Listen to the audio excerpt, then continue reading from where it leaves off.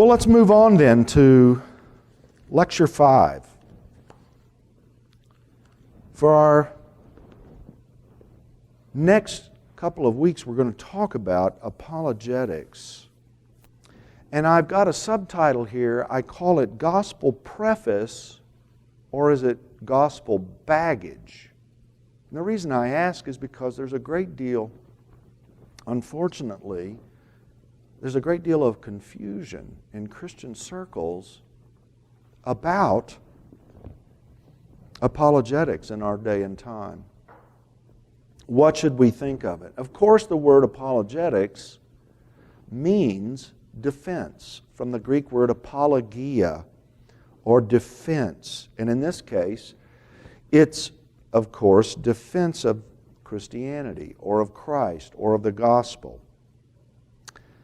Let me start by saying, biblically, we see it throughout the Bible. The Old Testament has numerous examples of, say, for instance, Elijah on Mount Carmel asking for the Lord to confirm that he is the true prophet of God and not the prophets of Baal or the Asherim.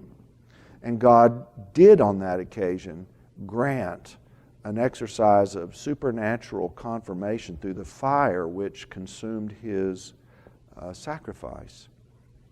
In the New Testament, the two primary ways in which we see confirmation given by God that the gospel is true are miracles and fulfilled predictive prophecy. So in other words, more than anything else, the New Testament focuses, if we were to think about, for instance, Matthew's gospel, we see that he frequently alludes, for the sake of Jewish readers, thus was fulfilled what the Lord spoke through, and then he will list the name of the Old Testament prophet, or some similar formula. And this is considered to be an evidence not only that Jesus is the Messiah, but that we should be listening to what he says and that this is the truth. It is a defense of what seemed to be, at least to Jews, a kind of new movement that we should not necessarily accept. In John's Gospel, and really elsewhere in the New Testament, we see examples of a second pillar in defending Christian truth, and that is the notion of miracle. No one has ever lived as miraculous a life as has Jesus of Nazareth. And consequently, John finishes his gospel, chapter 20, he alludes, there is a prologue, chapter 21, epilogue rather, but he really kind of closes that gospel leading into that epilogue by saying, look, I've written just a handful of things here to tell you about the miracles of Jesus, but the world couldn't contain, all the libraries in the world couldn't contain the books to let you know the miracles that we saw. We're not lying about this. This is what we saw. And Jesus truly is the most amazing man in history. But we wrote just these down so that you may believe. And over the first 1,500 years of the church, those were the two mainstays. There were other things that we see in Christian apologetics. There are a variety of ways in which Christian apologists have been called upon to defend the church. For instance, in the 2nd century, it was common to have to write letters or apologies. Notice the term means defense, to Roman government officials who had been told that Christians practice cannibalism, which was a common charge because people heard that they drank blood and ate flesh when they got together. Or they were accused of being sexually immoral because they practiced what was called the agape, or love feast, which was used to say they were immoral. And Christian apologists would say, Oh, and one other thing that was extremely common was that they serve another king. They're not faithful to Rome. They're not good citizens. These were the kinds of charges that were very, very common in the 2nd century. And Christian leaders frequently wrote these defenses to these government officials and sometimes to the emperor himself, saying, people are twisting this. You need to know. These charges of cannibalism and sexual immorality are ludicrous. They're silly. But what's more important that you know, we are also your best citizens. We have no interests in trying to overthrow earthly governments. We serve a kingdom that's not of this world. We are your best subjects. We pray for you. We care about the common good for the empire, and so on. And in every generation, this is a subject for my apologetics class, so I won't go into the details here. We spent a whole semester and don't feel like we've even scratched the surface on these kinds of issues. But let me just say, one of the important principles in apologetics, if you study its history, is you will see in every time and place over the last 2,000 years, the key principle is that Christians defended the faith according to the challenges facing them. In other words, it could be that the charge against Christianity is that it is a fairy tale. That would entail a different kind of response than somebody saying, there is no such thing as one true religion.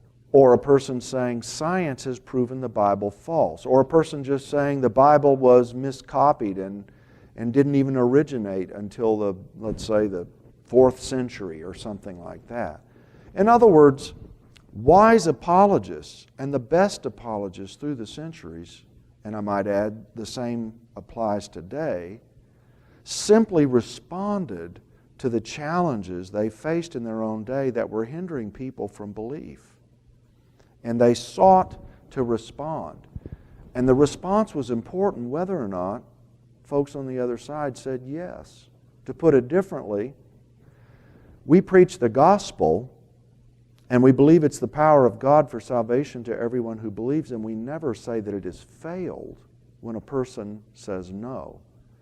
Neither do wise apologists believe that when they present truth in defense of the gospel, and just because a person says, no, I don't believe that, do we suddenly go, oh, well, I guess the defense of the faith has failed, or truth has failed, or apologetics has failed.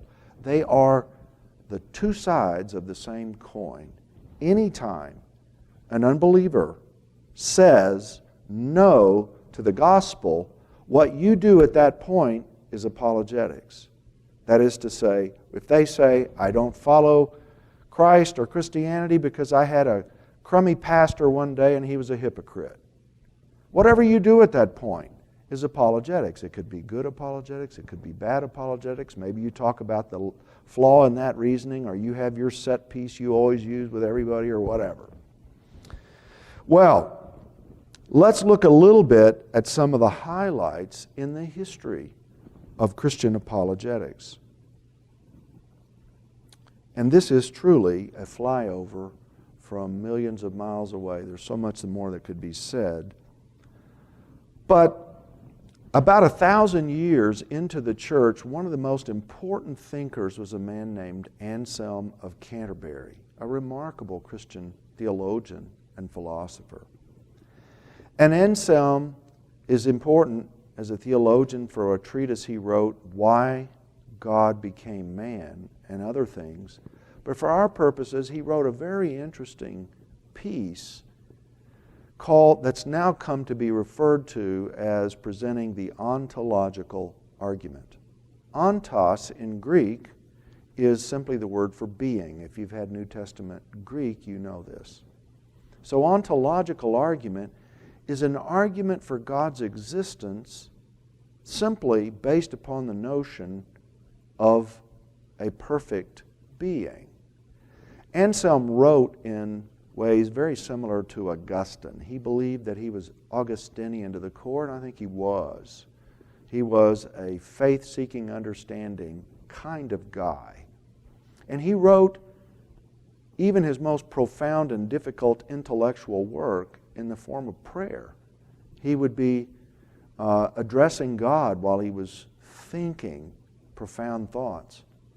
And if I could sort of paraphrase ever so briefly, in his famous work called the Proslogion, which is really just a fancy way of saying his second piece that he wrote on reflections about this issue, so from the Greek second treatise or something like that, second account, he says, you know, Lord, I'm not smart enough to even approach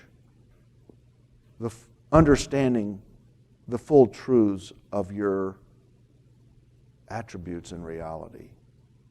But it's a joy and a privilege and a responsibility to do my best in thinking about you, my highest thought.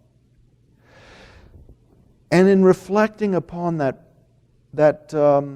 verse that says, the fool has said in his heart, there is no God.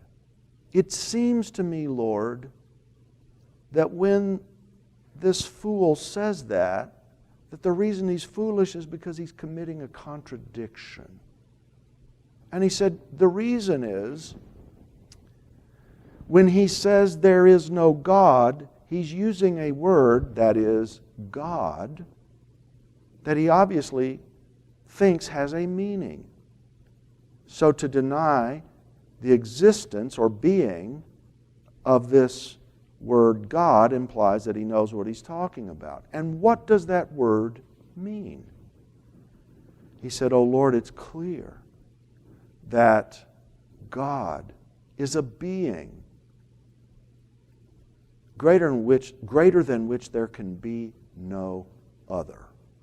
He had a lovely way of saying it, and we could shorten it and just say, a perfect being, whatever that entails. But a being that's the greatest possible being. And through another millennium of thought about the ontological argument, Christian philosophers have described this perfect being in a variety of ways. A being with maximally great properties, or great-making properties. He has all of the great-making properties. A lot of fancy, funny ways of saying it. For our purposes, we'll just say perfect being, or the way Anselm said it, a being greater than which there can be no other. It's clear that's what we mean, and the atheist meant when he says, there is no God.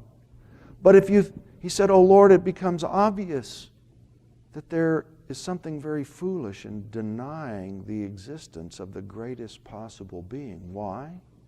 Because if he exists, for something to exist simply as a mental image, that is, it's just a thought. God is just a thought. A being who is only existent in our thoughts is not as great as a being who actually objectively exists, really exists. And so to say something like the greatest possible being, which means a being which exists objectively, does not objectively exist. Or to put it another way, it's like saying A equals non-A. And therefore there's a contradiction. Well, this is one of those things that gives you a headache if you start thinking about it very much. And we need to remember that when Anselm was writing this, he was living at a time when everybody around him claimed to believe in God, and in fact claimed to believe the Bible and thought they were Christians. Certainly they were not all Christians, but it was a time in the Middle Ages when people in his culture weren't really writing an apologetic treatise to try to get someone to believe. That wasn't his goal. He was just simply reflecting upon the nature of God. And so a fellow Christian named Galnillo wrote a response to Anselm. Galnillo, a fellow monk, said, Anselm, you know I believe in God. I just have kind of a problem with this thought experiment of yours. If I were to say there exists the perfect island, that wouldn't mean that island exists. Just because I can say it doesn't make it so. And people have joked forever about what a perfect island would be, by the way. I've got my own idea. I would have this island with perfect temperature that I like so that I can be outside in short sleeves. It would have an island where when you play golf, the fairways are so wide you never miss them. And when your ball lands, it rolls all the way down to the green and into the hole. And on your way down the fairway, there are coconut trees lining it. Notice your ball never lands behind one, but when you need one, they're close enough at hand where you just tap the trunk of the tree and out comes a nice straw, a fresh straw for you to have your delightful coconut drink or whatever. You make your own perfect island. This was the idea that Galnillo was saying. Just because I can think it doesn't make it so. One of the interesting things about Anselm, remember writing in the 11th century, what makes this remarkable, we're roughly half a millennium before the printing press. He said, that's a great question. And may it be that any time hereafter someone is working through this proslogion or this discussion of the ontological argument, I want Galnillo's question to me included. And then I want my response to Galnillo's question, because he's clarified in my own mind what I was getting at that I wasn't clear about at first. And what's remarkable is that ever since then, even all these years later, people always include Galnillo's question, because what Anselm gets at in his answer is really intriguing and has blessed Christian theology to this day. Here's what he said in response. He said, you're absolutely right. A perfect island or any other created thing, the concept of which being perfect, even if it were possible to think of a perfect created thing, would not make it necessarily existent. But God is not like anything else. God is the source of all things that exist. Notice, I'm going to use contemporary language to describe his point here, but if God is God, then He is what we call a necessary being. And we're going to go into detail on this when we get to our discussion of philosophical theology, because this is where Anselmian thought has blessed Christian theology to this day. So when we think of God's attributes like omniscient, God necessarily knows everything. That is to say, He couldn't choose to suddenly quit not knowing everything. Just like God cannot lie, God cannot suddenly render Himself anything less than omnipotent. He couldn't commit suicide, for example, or get sick and tired of our class and Ted Cable's lousy discussions of God and Christian truth and say, I'm going to turn the world over to the devil for a day, or anything like that. Those are things He cannot do, but they're not limitations on God. They are things that set Him completely apart from everything else and make Him worthy of worship. So Anselm said, unlike an island which could not exist, could never have existed, God is a being who necessarily must exist because He is the source of all that is. Everything else is dependent upon God for its existence. I'll give you the fancy term now. It's called contingent. Everything we see in the world depends on something else for its existence. Think about it. Where did you come from? Well, you can start tracing parents. You keep going back and back and back and back and back, you know, the center field fence or whatever. Infinite regress. Your mind keeps going. How far can I go with what caused what, chicken or egg, that's the way the world thinks. But notice you're starting with a chicken or an egg. Biblically, as Anselm points out, it doesn't start with a chicken or an egg or the first, electron or anything. It starts with God, because He is the only being who is a necessary being. He is the being greater than which there can be no other, so His non-existence is impossible, because He is the only explanation for all that exists, because those things cannot explain their own existence, either in part or the collection as a whole of contingent things. So, notice, most have not taken the ontological argument as a way to somehow prove the Christian faith or that God exists or anything else. Some people have said, I'm not sure it works or this or that, and that's fine. But one thing that's been enormously helpful for Christians is ever since then, when we reflect upon God and His attributes, we now realize a little better. When the Bible says, He knows everything, there's nothing too difficult for Him, or He's perfectly good, the Lord is good, there's no shadow of turning in Him, no evil.